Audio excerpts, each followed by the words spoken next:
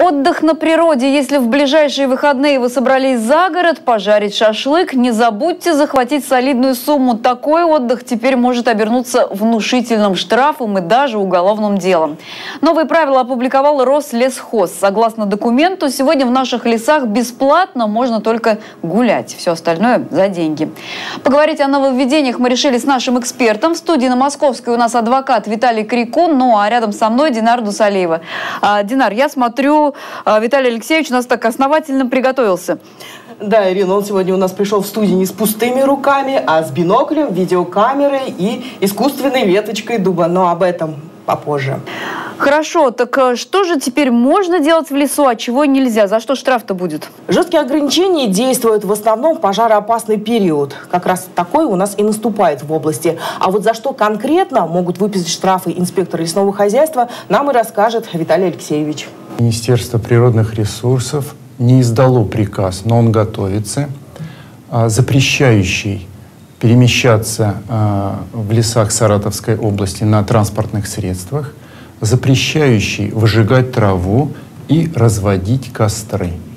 Со спичками, с зажигалками в леса вообще нельзя входить. Вы можете быть оштрафованы примерно в районе от 3 до 5 тысяч рублей. Виталий Алексеевич, ну а что насчет уголовного преследования? Действительно оно вероятно? Лишение свободы маловероятно, если рассуждать искренне по-настоящему. В Саратовской области еще никого не привлекли к лишению свободы. В основном это штрафы до 80 тысяч рублей. Понятно. А если инспектор начинает меня обвинять в том, чего я не делал, как тогда быть? Снимать любые моменты или все моменты общения с чиновниками. Любыми чиновниками.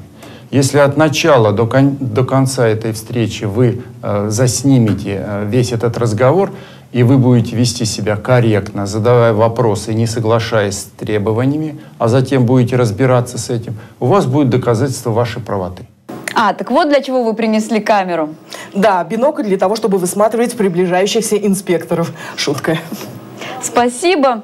Выезд на шашлыки дорого и проблемно. О том, во сколько может обойтись отдых на природе, мы говорили сегодня с нашим экспертом Виталием Крикуном и журналистом Динарой Дусалиевой. В России начали действовать новые правила посещения лесов.